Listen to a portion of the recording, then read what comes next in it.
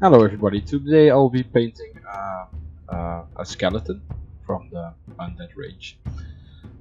As usual, I start off with a base coat of Chaos Black from a rattle can, and this is in this case followed by a coat of earth through an airbrush.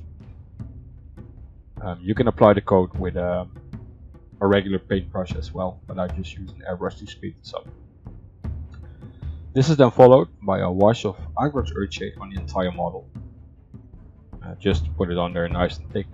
Make sure you have all the recesses covered with Airbrush Earthshade. I then make a mixture of 1 part earth and 1 part bone white, and I start highlighting in all the bone parts of the model.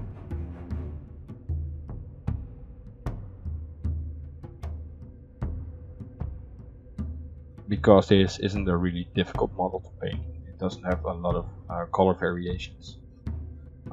It gave me the chance to make a nice and short video on it, but get some extra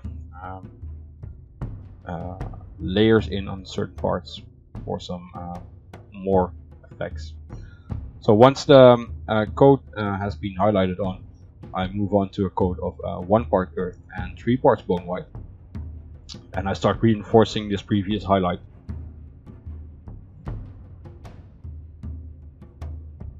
If you prefer to go the dry brushing way on skeletons, which I can perfectly understand, I would recommend to dry brush the first highlight and then the third highlight and the final highlight. Actually, I'm going to apply 5 highlights in a build-up manner. Right here I added 3 parts bone to the previous mixture to again strengthen the highlight, working outwards towards the light, leaving little bits of the previous layers visible.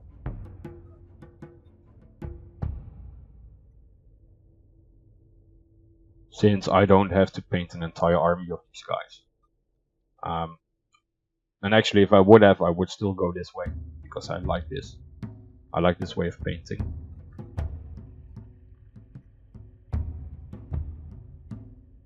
I don't really care about the amount of time I spend on a model. Next, a coat of pure bone white has been applied. And then as a final highlight, I use a mixture of bone white and dead white in a 2-to-1 mixture.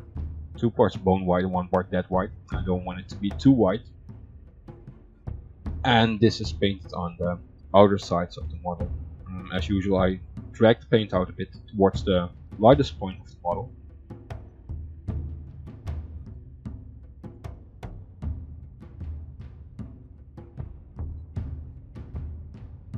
So now all the bone parts are basically done. Next, I took abyssal blue and I painted all the cloth with abyssal blue.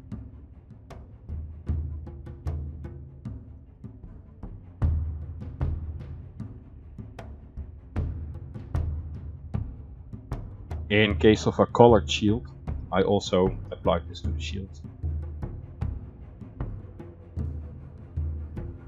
Then I took metallic black and I painted in all the metallic parts with this color. I want the metallic to be nice and dark and not too bright. In my opinion, it doesn't suit the model.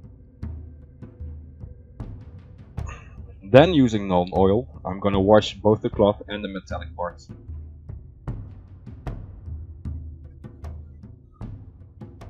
This is to achieve a shading effect in all those areas.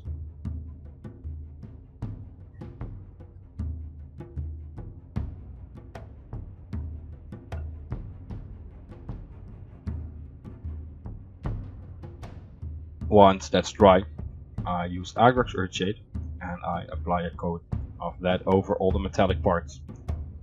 This will make the Nuln oil has the effect of toning it down darker, and the Airbrush Earthshade will have the effect of making it dirty.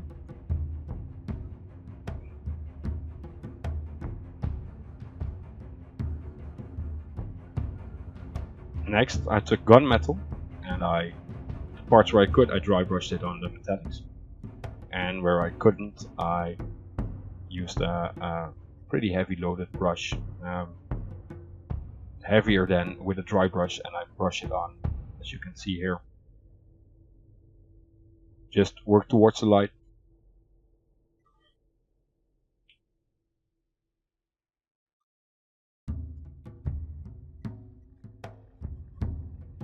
Once that's done, I took silver and I applied a little bit on the blade, so the blade gets the appearance that it has been used recently.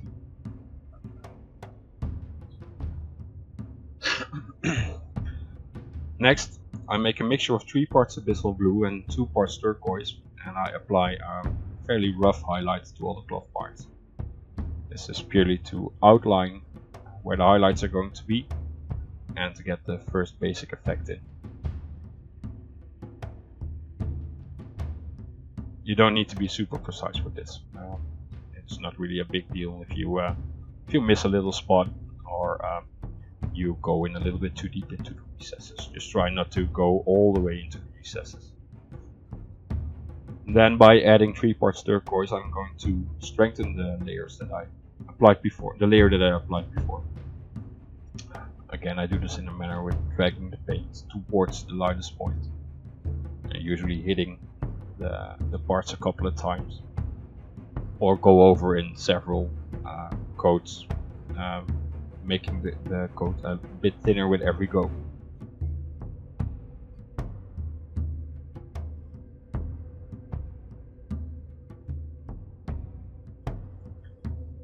Next, I kept to the same mixture and added 4 parts electric blue to it. Again, working toward the light and leaving the previous layer visible, and just gradually building the transitions up and building the colors up.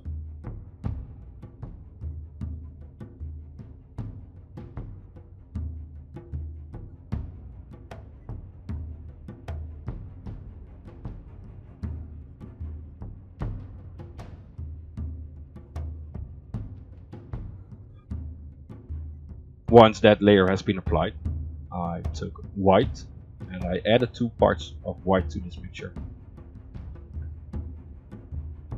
And as you can see, in smaller areas, or smaller areas is the wrong word, but I again strengthen in smaller lines. I strengthen up the color that I used previously, leaving the shades nice in place.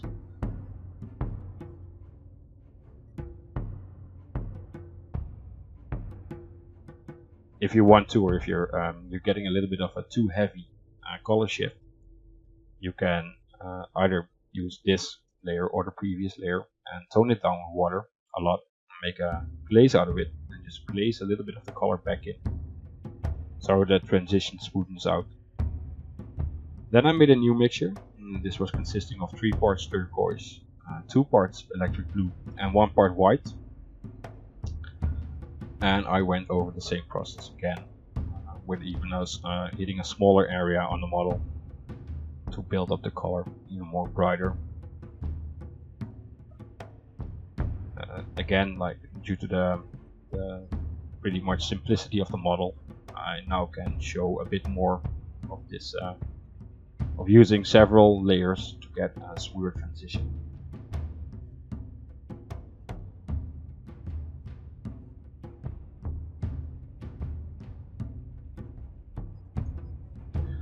Then by adding 1 part white to this mixture, I use this as a final highlight. You could nearly see this as an edge highlight. And again, I build up small areas of this color, working toward the light and using it as a thin highlight, for example on the hole on the cloth, by highlighting the bottom a little bit.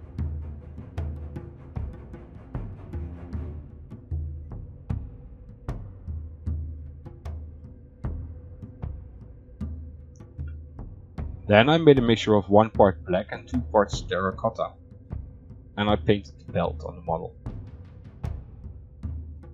Just block it in, nothing fancy. It needs to be a color, and I picked this one.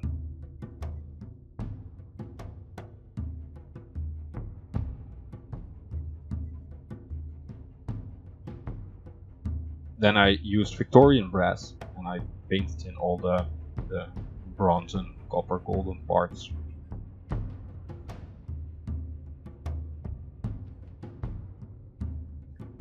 This is then followed by a wash of Airbrush earthshade to achieve the shading effect. If you accidentally go a little bit outside of the gold and you hit something you don't want to hit, clean your brush up and then just pick the paint up, the wash up.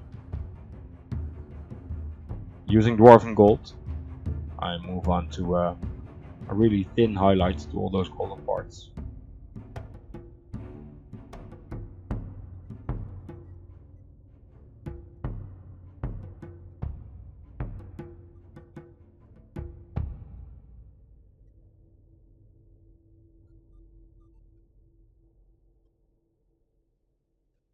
I make sure a little bit of the Airbrush earthshade stays visible, as you can see.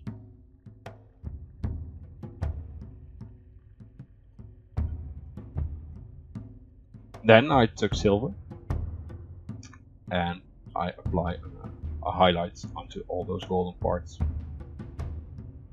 on the top of the skull. I use a bit more silver.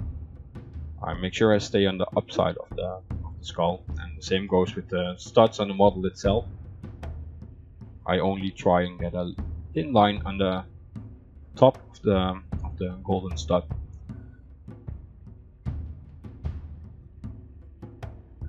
Then I took Seraphim Sepia and I washed it quite heavily.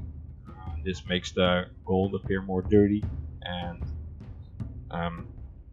aged isn't the right word because gold doesn't really age, it can become dirty. So that finishes the golden parts. Onto the belt again, I made a new mixture of 1 part black and 4 parts terracotta, and I basically applied a rough edge highlight to the entire belt all around.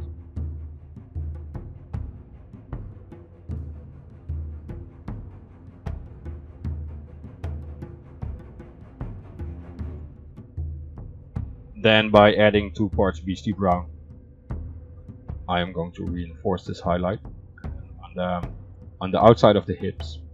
Well, it doesn't really have hips anymore, but you can make this highlight a bit thicker so that there's a better appearance of light falling on that area.